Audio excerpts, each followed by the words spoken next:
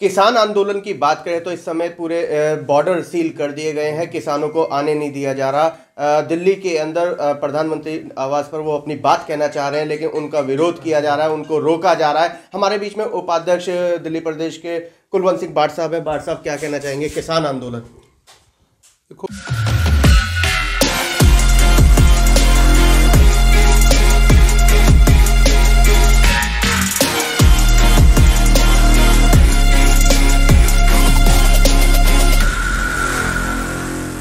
किसान जो है हमारे देश का अन्नदाता है। किसान हमें जहाँ अन्नदाता के रूप में अन्न का जो है पैदावार करता है, वहीं हमारे लिए दूध का उत्पादन और सब्जियों का उत्पादन भी किसान के खाते में ही जाता है। और इस बात का दुख भी है कि भारतीय जनता पार्टी भी कहीं आज तक का जो इतिहास है वो किसान हितैषी रही है, किसान के विरोध में नहीं रही। उसका एक उदाहरण मैं बताऊंगा कि जो पार्टी किसानों के खाते में लॉकडाउन के दरमियान 6-6 हज़ार रुपया डाल सकती हो, वो कैसे सोच सकती है कि हम किसान के बारे में कोई ऐसी नीति या ऐसा ऑर्डिनेंस लाएं जिससे किसान का नुकसान। मुझे लगता है कि कहीं ना कहीं ये मिसकम्युनिकेशन रहा है। ऑर्डिनेंस आने से पहले अगर सरकार शायद उस वक्त हमारे जो अलायंस पार्टनर थे अकाली दल के भरोसे में थी, लेकिन अकाली दल को भी जब लगा कि उनकी भी ज़मीन जो है वो किसानों में नहीं है, तो उन्होंने पहले इस बिल की हमायत करी और बाद में बिल का विरोध करना शुरू कर दिया। मुझे लगता है कि कहीं ना कहीं मिसकम्युनिकेशन जो रहा है उसका ये नतीजा है जो आज किसानों को आंदोलन करना पड़ रहा है।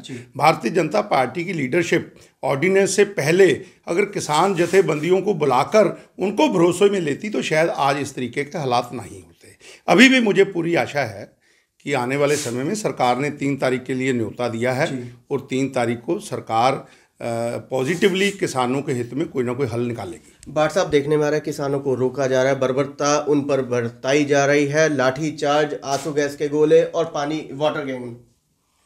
देखो, मैं इस बात की तो निंदा करूंगा कि ये जो जिस तरीके से सरकार ने कल अपनी फिराक दिली दिखाई है कि किसान अपना आंदोलन अगर करना चाहते हैं तो दिल्ली के बुराड़ी में उनको जगह दी गई कि आप वहां बैठ के शांतिपूर्वक अपना प्रदर्शन कर सकते हैं। तो इसको भी मैं ये कहूँगा कि ये कहीं ना कहीं मिसअंडरस्टैंडिंग है। किसानों की जो जथेबंदियां हैं उनके साथ बातचीत करके ये रास्ता सरकार को पहले ही निकाल लेना चाहिए था, ताकि इस तरीके का माहौल देखने को ना मिलता।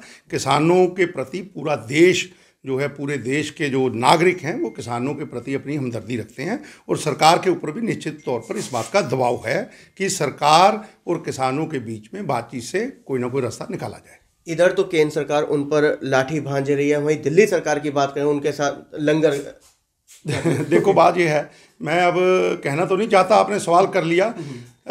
तकरीबन सारी पार्टियां किसानों के इस आंदोलन में अपनी रोटियां सेकना चाहती हैं। जिन पार्टियों की राजनीतिक जमीन खत्म हो चुकी है वो आज किसान हितैषी बनकर सामने अपनी तस्वीर लाना चाहते हैं। लेकिन किसान जो है बेशक भोला भाला है, बेशक किसान कम पढ़ा लिखा हो, लेकिन किसान इन सब साजिशों को समझ रहा है और किसान किसी भी राजनीतिक पार्टी को अपने मुंह नहीं लगा रहा। और राजनीतिक पार्टियों को भी मैं कहना चाहूँगा कि उनको इसमें अपनी रोटियां नहीं सेकनी चाहिए। जो आपसी एक कन्वर्सेशन है उसमें सहयोग करना चाहिए। जहाँ कहीं किसानों को बिल में कोई कमियां नज़र आ रही हैं, और मुख्य रूप से जो एमएसपी की बात है, एमएसपी के लिए प्रधानमंत्री ने भी कहा है और हमारे बाकी लोग भी ऐसे, अभी राजनाथ जी ने कल स्टेटमेंट दिया कि एमएसपी जो ऐसे बरकरार रहेगी। सो ये जो भ्रांतियां हैं इसी को दूर करने की ज़रूरत है और मुझे लगता है कि 3 तारीख तक इसका कोई ना कोई हल निकलेगा।